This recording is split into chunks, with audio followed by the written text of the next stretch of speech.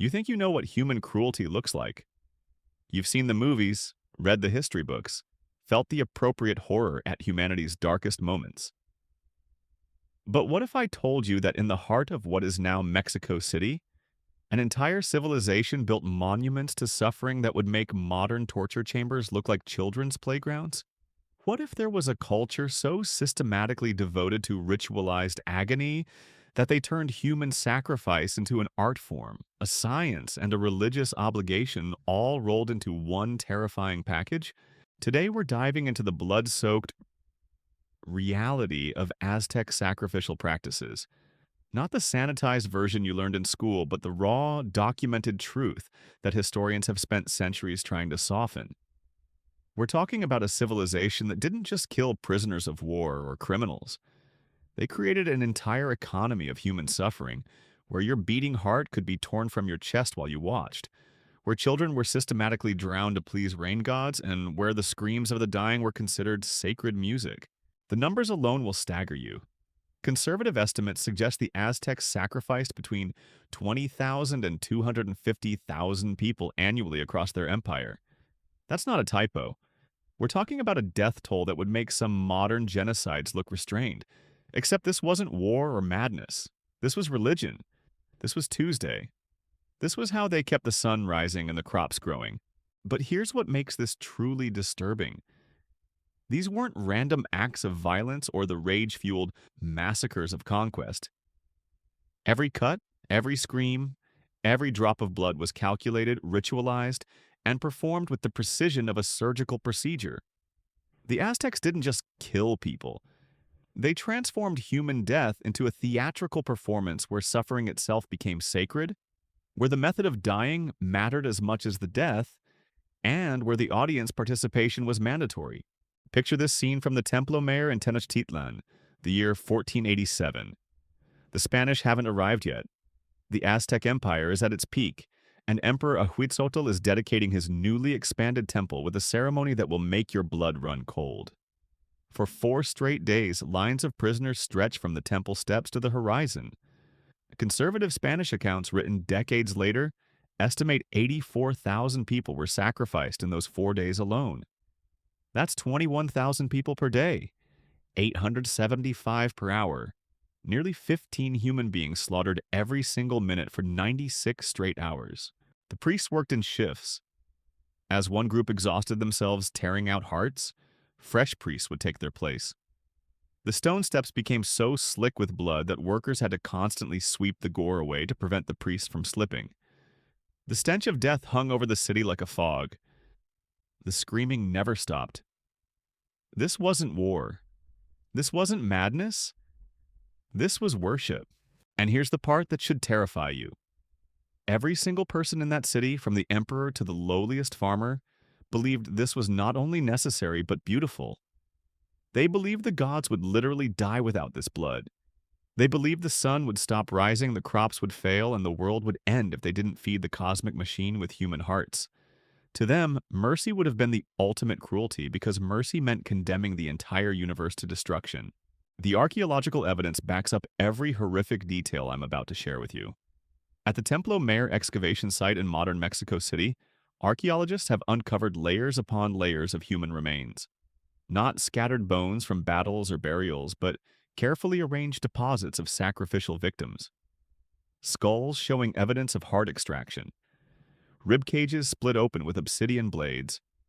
Children's skeletons bearing marks of ritual drowning. The stones themselves are stained with iron deposits from the centuries of blood sacrifice. But the physical evidence only tells part of the story.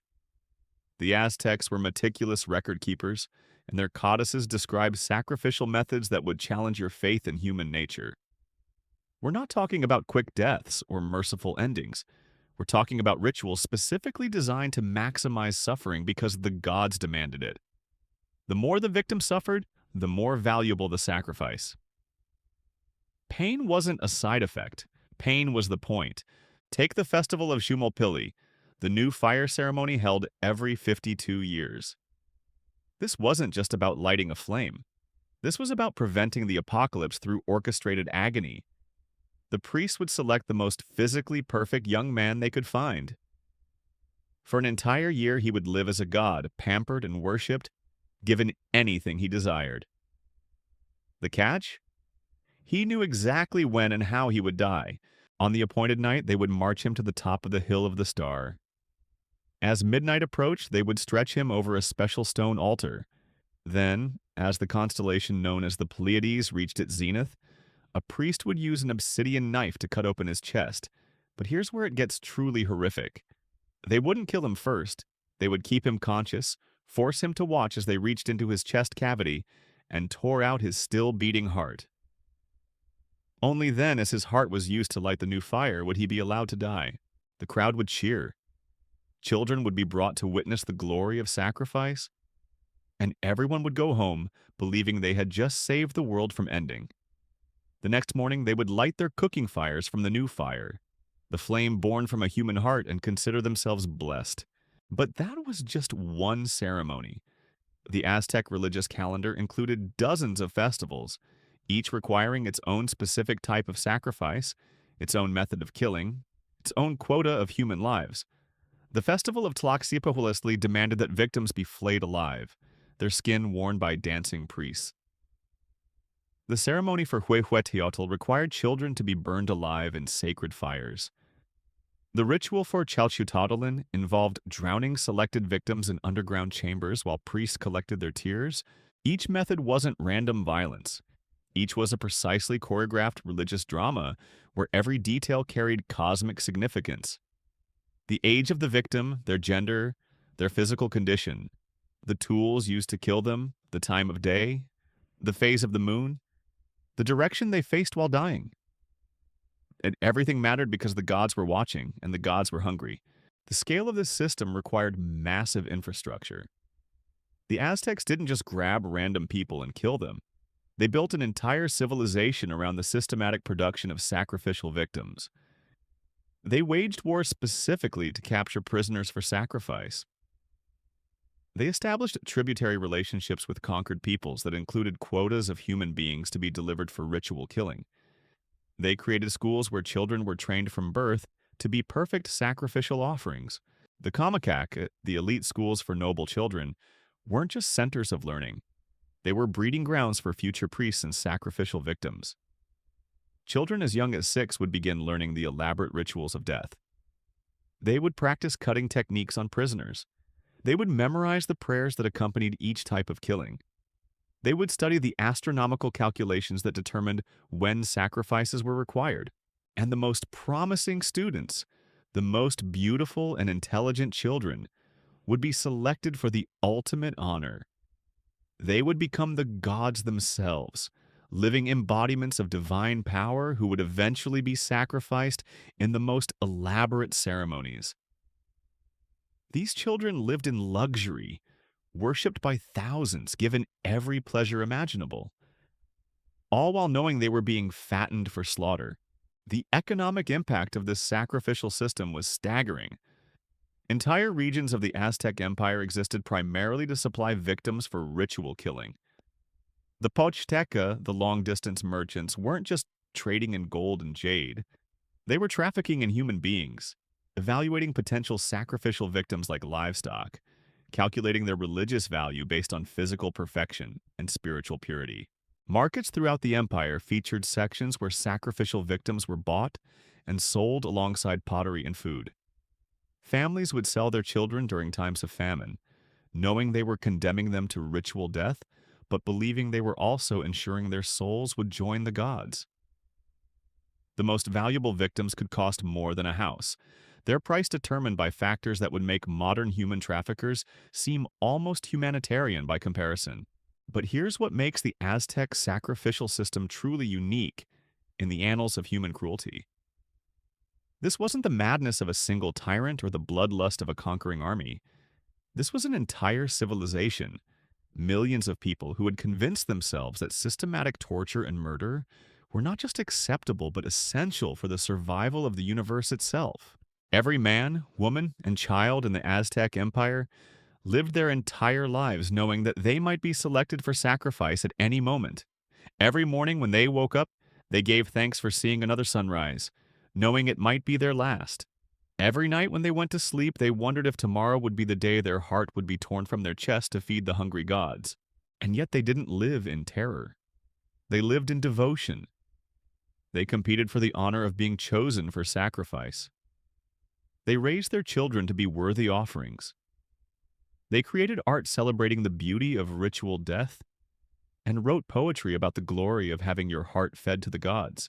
The Spanish conquistadors, men who had witnessed the horrors of the Inquisition, men who had slaughtered entire populations in the name of God and gold, were left speechless by what they found in Tenochtitlan. Hernán Cortés, a man not known for his sensitivity, wrote letters to the Spanish crown describing scenes so horrific he could barely put them into words.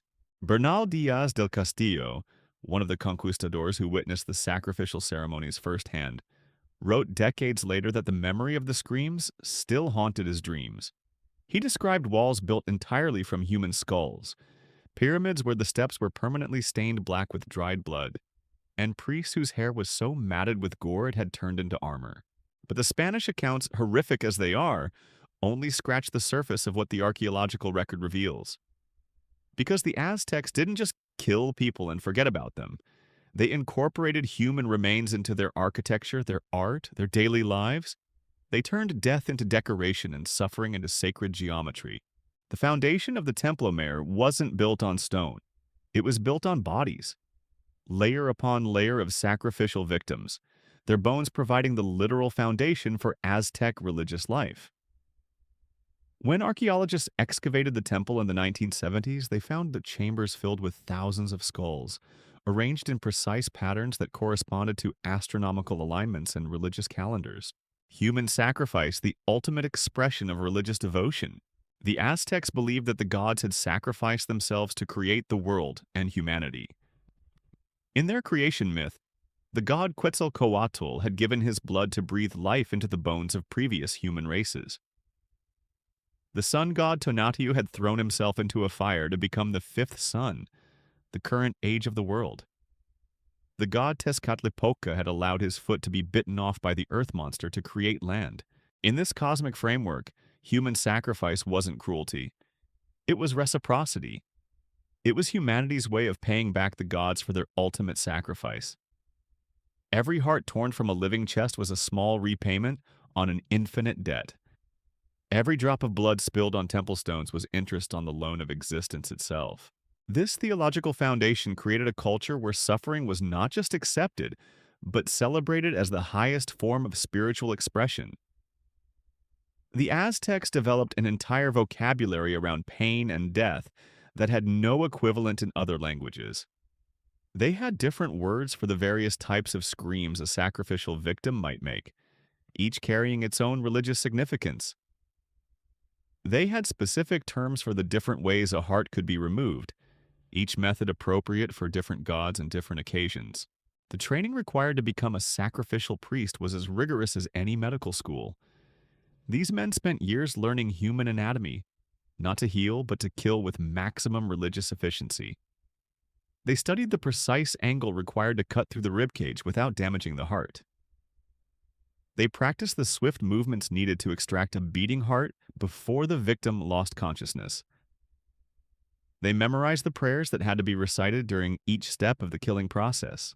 And the most skilled priests, the ones who could perform perfect sacrifices day after day without error, were revered like modern celebrity surgeons. They had groupies. They signed autographs. Children dreamed of growing up to be them. The priest who could remove a heart with a single perfect cut was considered blessed by the gods themselves. The victims, meanwhile, were prepared with care that would seem almost loving if you didn't know its purpose.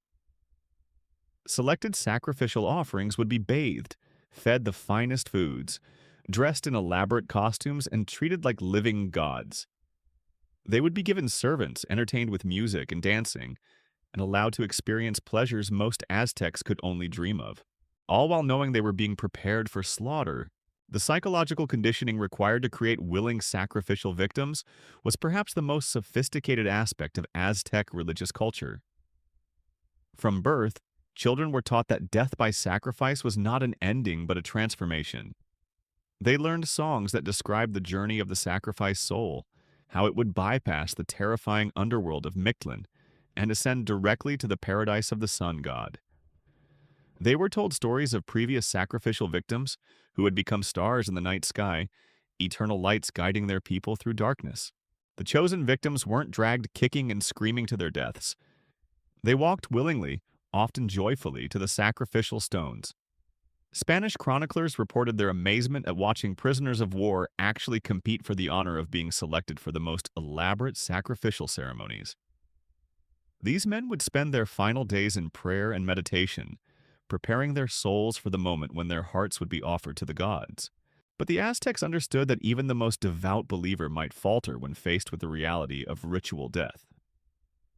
So they developed sophisticated methods of psychological preparation that would make modern brainwashing techniques seem amateur.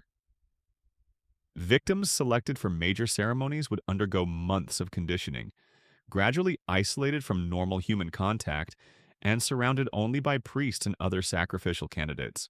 They would be fed special foods containing mild hallucinogens that altered their perception of reality.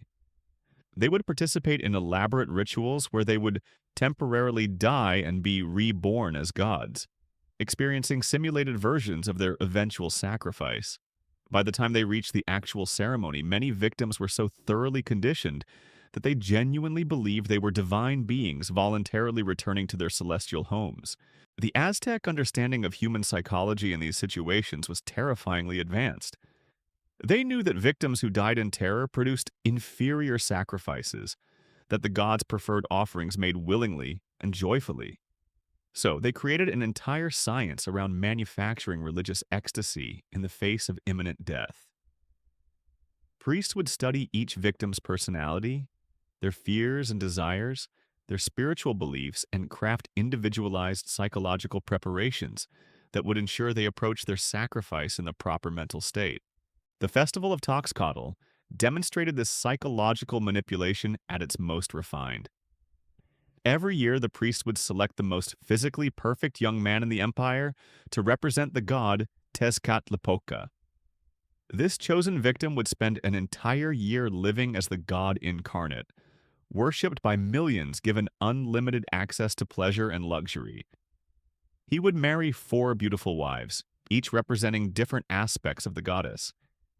He would rule over festivals and ceremonies, his word carrying divine authority. But as the year progressed, the psychological pressure would intensify. The victim would begin to understand, not through direct statement but through subtle ritual cues, that his divine status was temporary. Dreams would be interpreted for him by priests, always pointing toward his eventual transformation. His wives would begin to treat him with a mixture of reverence and mourning, preparing him emotionally for his approaching sacrifice. In the final month, the conditioning would become more intense. The victim would be moved to a special palace where every comfort was provided, but every luxury carried symbolic meaning related to death and transformation. The food he ate would be prepared according to funerary customs. The music played for his entertainment would be the same melodies used during sacrifice ceremonies. His clothing would gradually incorporate more elements associated with death gods. By the time the actual sacrifice arrived, the victim was so thoroughly convinced of his divine nature and the necessity of his death that he would climb the temple steps willingly, even eagerly. Spanish witnesses described watching these victims actually smile as the obsidian knife approached their chests, their faces showing not fear but anticipation of their transformation into godhood. The children selected for sacrifice underwent even more elaborate psychological preparation because their young minds were considered more malleable. The ceremony of the rain, God Tlaloc required the tears of children, but not just any tears.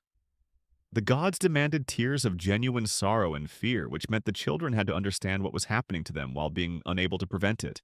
These children would be separated from their families months before the ceremony and raised in special temples where they would be taught to view themselves as the beloved children of Tlaloc. They would play games that gradually introduced them to the concept of drowning as a form of divine embrace. They would be told stories where drowning led to eternal happiness in the rain god's underwater palace. But the priests understood that children couldn't be conditioned the same way as adults. Fear was too powerful in young minds, so they developed methods of making the sacrifice seem like a game or adventure. The children would be told they were going on a special journey to visit Tlaloc in his cave. They would be given special toys and treats, promised that they would see wonders beyond imagination. Only at the very end, when they were already deep in the underground chambers that would become their tombs, would the children begin to understand what was really happening. But by then, the psychological conditioning had done its work. Many would call out to Tlaloc as the water rose around them, believing until their final moments that they were being welcomed into paradise. The priests who performed these sacrifices weren't monsters in the conventional sense. They were deeply religious men who genuinely believed they were performing the most sacred duty possible. Many of them had been trained from childhood for this role, raised in temple schools where they learned to see human sacrifice not as murder, but as the highest form of prayer. These men would fast for days before major ceremonies, purifying their bodies and souls for the sacred work ahead. They would undergo ritual scarification, cutting their own flesh to show the gods their willingness to suffer alongside the victims. They would consume hallucinogenic substances that put them into trance states where they believed they could communicate directly with the deities they served. The head priest who performed the actual heart extraction was considered the most holy man in Aztec society after the emperor himself. This man, known as the Topiltzin, would spend years learning not just the physical technique of sacrifice, but the spiritual dimensions of taking human life in service to the gods. He would memorize thousands of prayers, learn to read the subtle signs that indicated whether a sacrifice was acceptable to the gods, and develop the mental discipline required to kill human beings day after day without losing his sanity.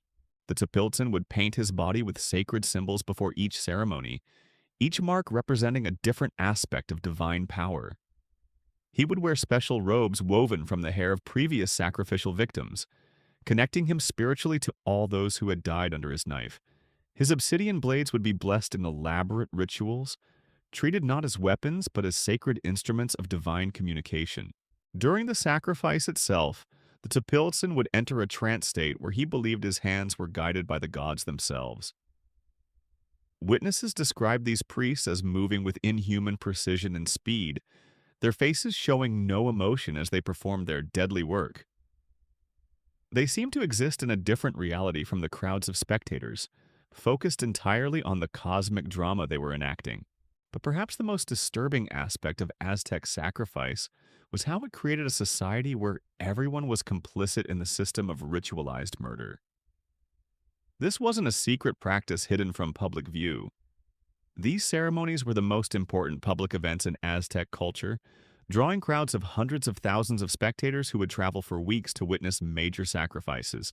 Families would bring their children to watch, considering it essential education and religious devotion. Merchants would time their trading expeditions to coincide with sacrificial festivals, knowing that the crowds would create lucrative business opportunities. Artists would compete for commissions to create decorative elements for the ceremonies, proud to have their work associated with sacred death. The Aztec language developed elaborate vocabulary around sacrifice spectatorship. There were different words for the various emotional states spectators were expected to experience during different parts of the ceremony. Viewers were supposed to feel specific types of joy when the victim's heart was extracted, particular forms of reverence when the blood was offered to the gods, and designated varieties of satisfaction when the ceremony concluded successfully. Children would play games imitating sacrificial ceremonies, using dolls or small animals to practice the rituals they had witnessed. Young people would compete in contests to see who could recite the longest sacrificial prayers or identify the most obscure religious symbols used in different types of killing. Knowledge of sacrifice procedures was considered a mark of cultural sophistication, like knowing fine wine or classical music in other societies. The economic system that supported this massive sacrificial infrastructure reveals just how thoroughly it had penetrated every aspect of Aztec life. Entire industries existed solely to supply the materials needed for human sacrifice. Specialized craftsmen created the obsidian knives used to cut out hearts, each blade carefully shaped and blessed according to religious specifications. Other artisans manufactured the elaborate costumes worn by sacrificial victims, using techniques passed down through generations of families dedicated to this grisly trade. The flowers used to decorate sacrificial altars were grown in special gardens, tended by priests who understood which varieties were most pleasing to different gods. The incense burned during ceremonies came from trees cultivated specifically for religious purposes. Their resin mixed with ground bones from previous sacrifices to create sacred smoke that would carry prayers to the heavens. Even the food served at sacrificial festivals was part of the religious economy. Special breeds of dogs were raised to be served at these events. Their meat considered sacred because these animals were believed to guide souls through the underworld. Chocolate was prepared according to ancient recipes that incorporated small amounts of human blood, creating drinks that connected the living participants with the sacrificed dead. The Aztec calendar itself was organized around the needs of sacrifice, with different months dedicated to different gods requiring different types of human offerings. Farmers would plan their planting schedules around sacrificial festivals, knowing that certain crops would be needed for specific ceremonies. Merchants would stockpile particular trade goods months in advance, anticipating the demand created by major sacrifice events. This integration of sacrifice into daily economic life meant that virtually every person in the Aztec Empire had some connection to the system of ritualized killing. The sandal maker might specialize in footwear for sacrificial victims. The jeweler might craft ornaments worn by priests during heart extraction ceremonies. The farmer might grow the special corn used to make ceremonial food for the condemned. Nobody could claim ignorance of what their work supported. Nobody could pretend they weren't part of the machine that transformed human beings into offerings for hungry gods. The entire society was organized around the systematic production of beautiful death, and everyone from the emperor to the lowliest slave understood their role in feeding the cosmic appetite for human suffering. But the true genius of the Aztec sacrificial system wasn't just its scale or its brutality. It was how it made participants feel noble and righteous while committing acts that would horrify any modern observer. Through elaborate religious justification and psychological conditioning, the Aztecs had created a culture where the most heinous crimes became the most sacred duties, where torture was transformed into prayer, and where murder became the highest expression of love for the divine. This wasn't madness.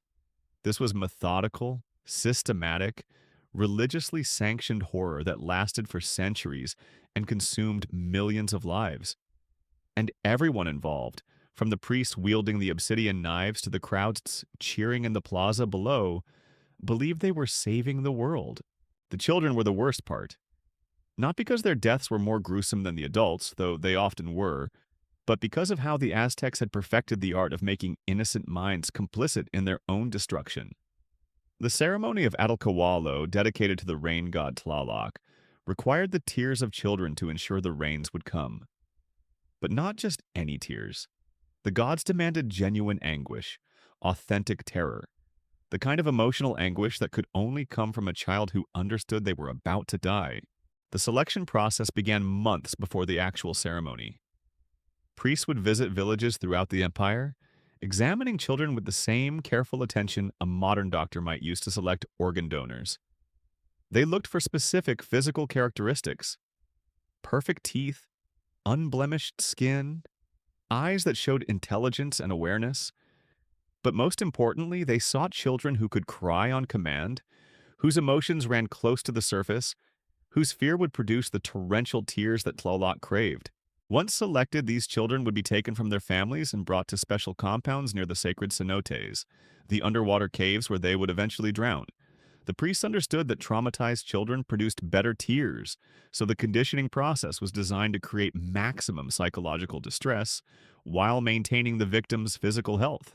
The children would be housed in chambers carved directly into rock, spaces so dark and cold that they would weep constantly from discomfort and loneliness. They would be fed just enough to keep them alive, but always left hungry, their small stomachs cramping with emptiness.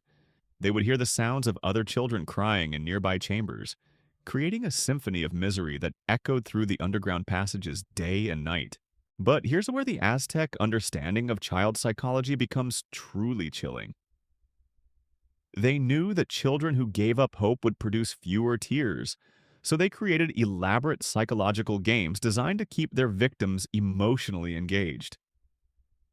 The children would be told stories about previous sacrificial victims who had earned special favor with Tlaloc, who now lived in underwater palaces of unimaginable beauty.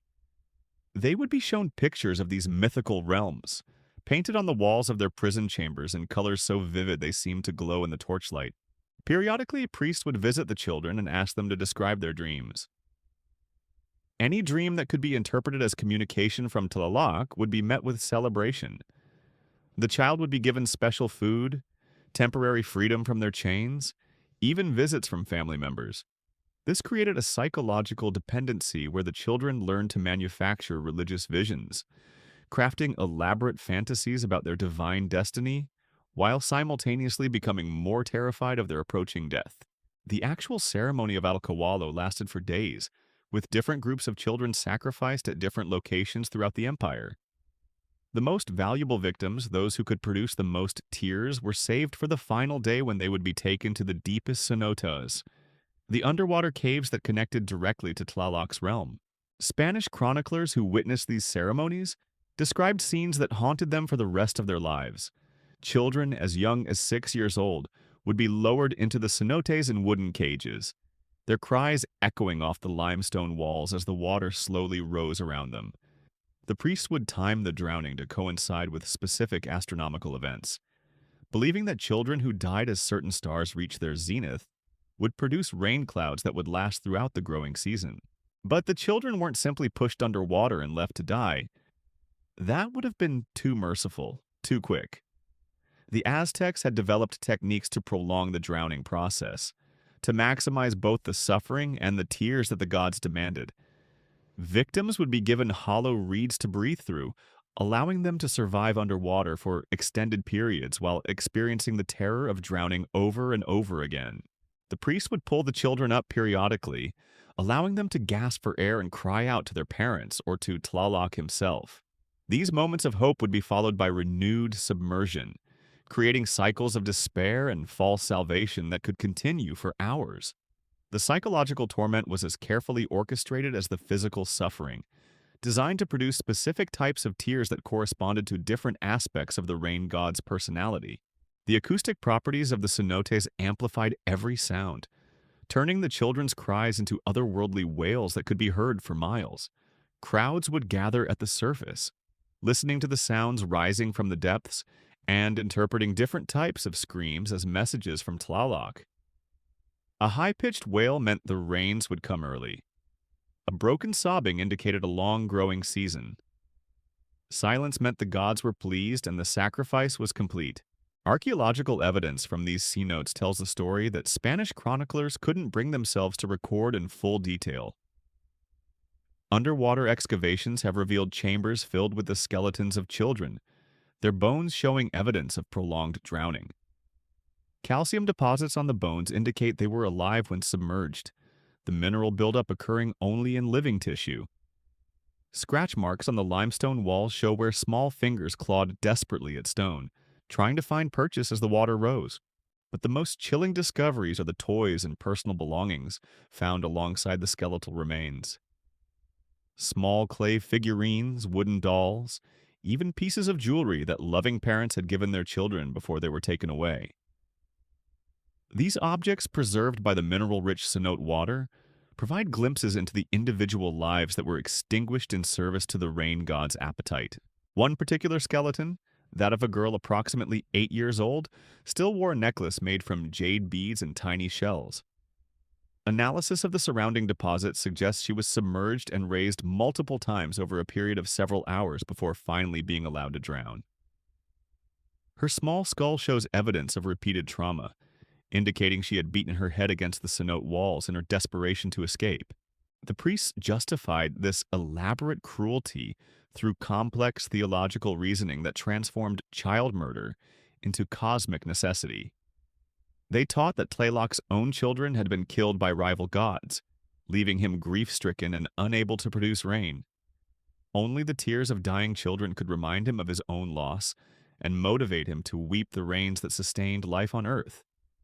In this worldview, the screaming children weren't victims but messengers, carrying humanity's desperate pleas directly to the heart of divine power. The parents of sacrificial children were expected to participate in this theological framework, to celebrate their offspring's selection as a mark of divine favor. Families who produced children chosen for sacrifice gained significant social status, their grief transformed into pride through religious indoctrination. Mothers would sing lullabies about their children joining Tlaloc's underwater court. Fathers would boast about their sons and daughters becoming rain clouds that would nourish the empire. But private grief couldn't be entirely suppressed by public celebration. Archaeological evidence from Aztec homes reveals hidden shrines where parents continued to leave offerings for their sacrificed children long after the ceremonies ended. These secret memorials, discovered beneath floors and behind walls, contained toys, food, and personal items that suggest many families never truly accepted the religious justifications for their children's deaths. The psychological cost of participating in this system extended far beyond the immediate families of victims. Every adult in Aztec society lived with the knowledge that their own children might be selected for sacrifice at any time. This created a culture of perpetual anxiety disguised as religious devotion, where parents would scrutinize their children's physical development with terror rather than pride.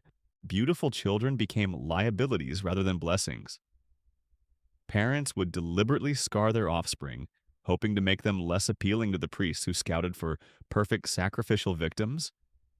They would feed their children poorly to stunt their growth, hide them during religious festivals, even claim they were sick or mentally deficient to protect them from selection. But these desperate strategies often backfired. The priests had developed sophisticated methods for detecting deception, and parents caught trying to hide suitable children faced severe punishment. Their entire families might be selected for sacrifice, or they might be exiled from the empire to wander the wilderness as outcasts. The system was designed to make resistance more terrifying than compliance, ensuring that even the most loving parents would eventually surrender their children to the priests. The training schools where future priests learned to perform child sacrifice reveal the institutional nature of this horror. Young men selected for religious service would spend years learning not just the technical aspects of drowning children, but the psychological techniques needed to overcome natural human empathy. They would practice on animals first, learning to remain emotionally detached while causing suffering. They would study the theological justifications until they could recite them automatically, using religious doctrine to suppress their own moral qualms. The most advanced students would be required to assist in actual sacrifices, holding children underwater, while experienced priests monitored their technique. They would learn to interpret the victim's struggles as religious communication, to see desperate gasps for air as prayers to Tlaloc. Their training included methods for maintaining emotional distance, viewing the children not as individual human beings but as sacred offerings whose suffering served cosmic purposes. These priests weren't sociopaths or naturally cruel individuals. They were ordinary men who had been systematically conditioned to commit atrocities while believing they were performing holy work. The psychological techniques used to create them were so effective that many continued to defend child sacrifice even after the Spanish conquest, insisting that the drought and famine that followed the end of these ceremonies proved their religious necessity. The economic infrastructure supporting child sacrifice reveals how thoroughly it had been integrated into Aztec society. Special markets existed where parents could sell children to priests, with prices determined by factors like age, physical beauty, and emotional responsiveness. Wealthy families who couldn't produce suitable children themselves could purchase victims from poorer households, ensuring their own offspring remained safe while still participating in the religious system. Professional child trainers worked with priests to prepare victims for sacrifice, using techniques that combined physical conditioning with psychological manipulation. These specialists understood how to keep children healthy, while maximizing their emotional distress, how to produce tears on demand without causing permanent damage that might displease the gods. They developed special diets that would enhance crying, herbal preparations that would increase emotional sensitivity, even musical compositions that would trigger specific types of grief. The transportation networks that moved sacrificial children from their home villages to the cenotes operated with military precision. Special couriers would carry messages between priests, coordinating the timing of ceremonies across the empire. Relay stations provided food and shelter for the traveling groups, their staff trained to handle traumatized children without allowing them to escape or die prematurely. But perhaps the most disturbing aspect of the child sacrifice system was how it created communities of complicit witnesses. The ceremonies weren't conducted in secret locations hidden from public view. They took place at major religious sites in the hearts of cities, with thousands of spectators gathering to witness the drowning of children. These audiences didn't just passively observe, they actively participated, cheering when victims cried loudly enough to please Tlaloc, jeering when children died too quickly without producing sufficient tears. Children in the audience would watch other children die, learning that this was normal and necessary. They would see their friends and playmates selected for sacrifice and understand that their own survival depended on remaining less perfect, less noticeable, less worthy of divine attention. This created generations of adults who had been traumatized by witnessing child murder, but who had internalized it as religious necessity. The festivals surrounding child sacrifice became major social events, drawing visitors from across the empire who would travel for weeks to witness the ceremonies. Merchants would set up temporary markets, selling food and crafts to the crowds. Musicians would perform compositions specifically written to accompany the sounds of drowning children. Artists would create paintings and sculptures commemorating particularly memorable sacrifices. These gatherings served multiple social functions beyond their religious purposes. They reinforced imperial unity by bringing together people from different regions to participate in shared rituals. They demonstrated the power of the priesthood and the emperor, showing that even the most precious possessions of families, their children, belonged ultimately to the state and its gods. They created economic opportunities for countless individuals whose livelihoods depended on the systematic murder of innocents. The aftermath of child sacrifice ceremonies reveals the elaborate mythology created to justify these atrocities. Priests would claim to receive divine messages from the drowned children, reporting that they were happy in Tlaloc's underwater realm, and grateful for their transformation from mortal beings into rain spirits. These supposed communications would be shared with grieving families, who were expected to find comfort in knowing their children had achieved divine status. Special prayers would be composed for each group of sacrificed children, describing their new roles as celestial servants and their continued love for the families they had left behind. These prayers would be recited during subsequent rain ceremonies, creating the illusion that the dead children were actively participating in bringing water to the crops that sustained their former communities. The seasonal timing of child sacrifice ceremonies aligned with agricultural cycles, linking the murder of innocents to the survival of the empire. Children would be drowned just before planting season, their deaths supposedly ensuring adequate rainfall for the growing crops. Additional sacrifices would occur during droughts, with priests claiming that insufficient previous offerings had angered Tlaloc and required additional child victims to restore his favor. This created a feedback loop where any agricultural problem could be blamed on inadequate sacrifice, justifying even more elaborate ceremonies and higher quotas of child victims. Bad weather meant the gods were angry and demanded more children. Good weather proved the sacrifices were working and should be continued. The system was designed to be self-perpetuating, with every outcome interpreted as evidence of its religious necessity. The Spanish conquest brought an abrupt end to child sacrifice, but the psychological and cultural damage lasted for generations. Indigenous communities that had participated in these ceremonies struggled to rebuild social structures that didn't depend on ritualized child murder. Parents who had surrendered their children to the priests faced overwhelming guilt once they were exposed to alternative religious systems that didn't require such sacrifices. Many former priests suffered complete psychological breakdowns when confronted with the reality of what they had done. Men who had spent decades drowning children in service to Tlaloc found themselves unable to function in a world where such actions were considered murder rather than worship. Some committed suicide rather than face the magnitude of their crimes. Others retreated into isolation, spending their remaining years in futile attempts to contact the spirits of their victims and beg forgiveness. The cenotes where children had been sacrificed became places of pilgrimage for grieving families who would travel great distances to leave offerings and prayers at the sites where their offspring had died. These informal shrines persisted for decades after the conquest, testament to the enduring trauma caused by a religious system that had transformed parental love into complicity in murder. The legacy of Aztec sacrificial practices extends far beyond the historical record into questions that should haunt our modern understanding of human nature itself. How does an entire civilization convince itself that systematic torture is divine worship? How do millions of people participate in industrialized murder while believing they're saving the world? The answers reveal uncomfortable truths about humanity's capacity for self-deception and collective madness. The Aztec Empire wasn't built by monsters or psychopaths.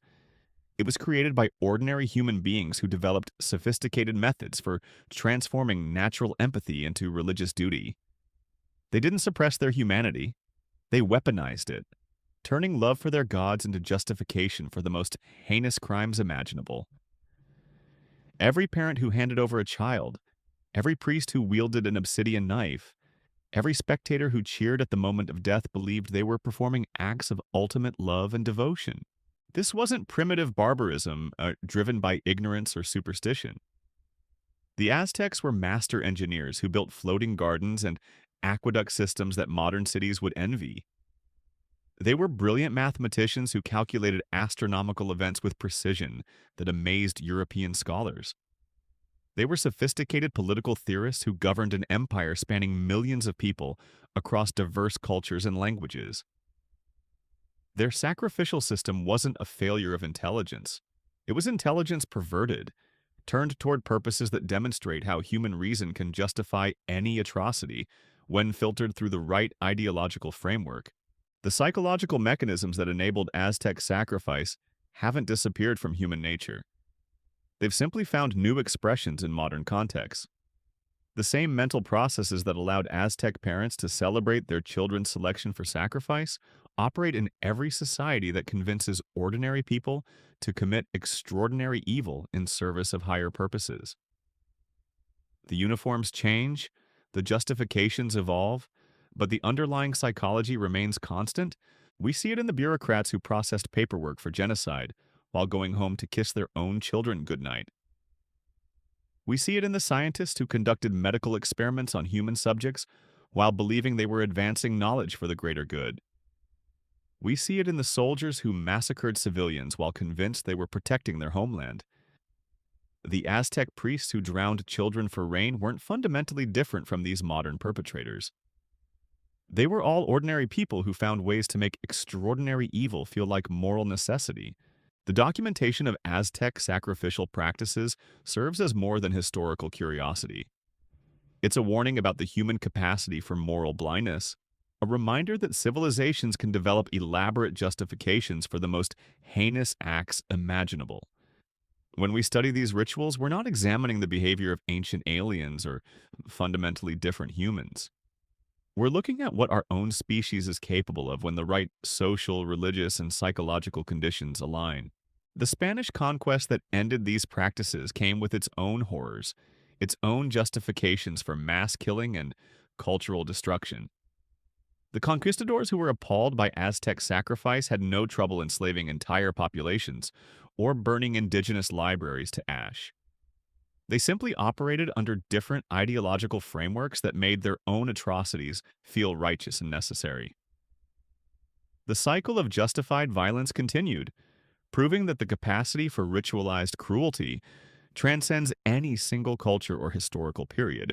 Modern archaeological techniques continue to reveal new evidence of the scope and sophistication of Aztec sacrificial practices. Ground-penetrating radar has located burial sites containing thousands of victims whose remains show evidence of elaborate torture methods not described in historical accounts. Chemical analysis of temple stones reveals layer upon layer of human blood, deposited over centuries of continuous sacrifice.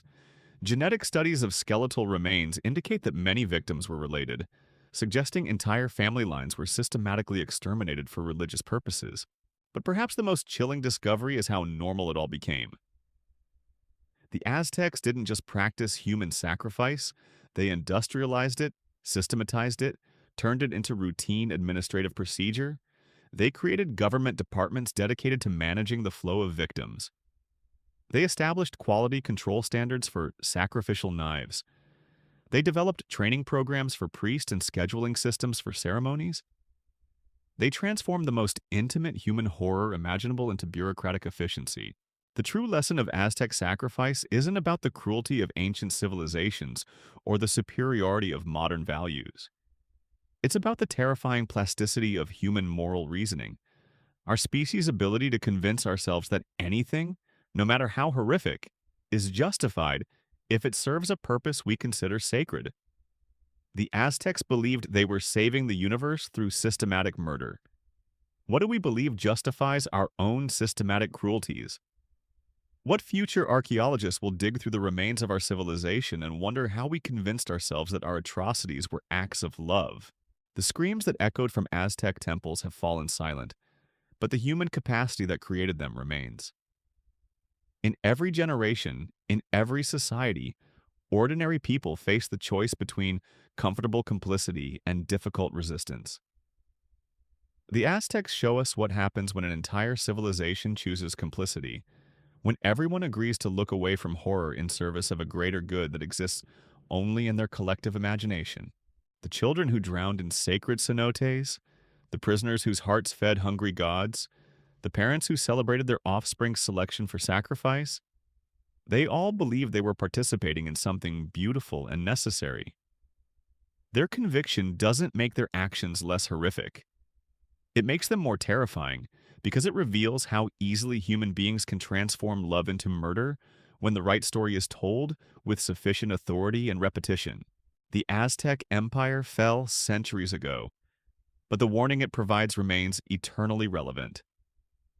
Beware of those who promise salvation through sacrifice, who demand blood for the greater good, who transform suffering into sacrament. Beware of ideologies that make cruelty feel righteous, that turn natural empathy into weakness, that promise cosmic rewards for earthly atrocities.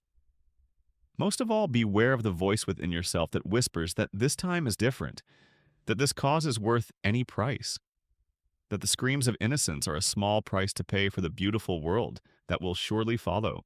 The Aztec priests believed exactly the same thing as they raised their obsidian knives toward beating hearts.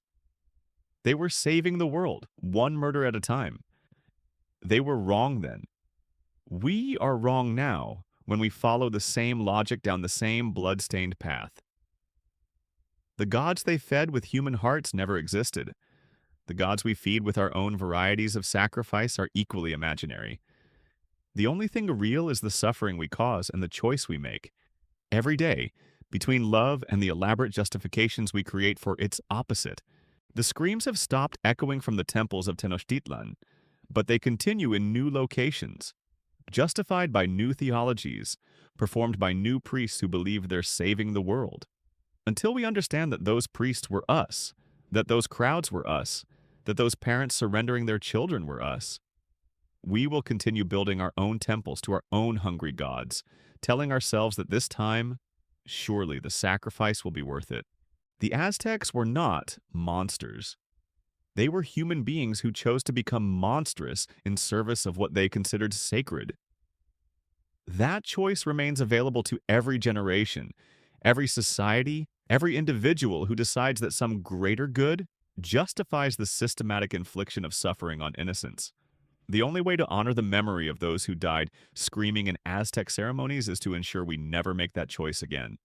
No matter how beautiful the promises, no matter how urgent the cause, no matter how sacred the story we tell ourselves about why this time is different, the blood has dried on the temple stones, but the choice remains. Choose wisely. The children are watching.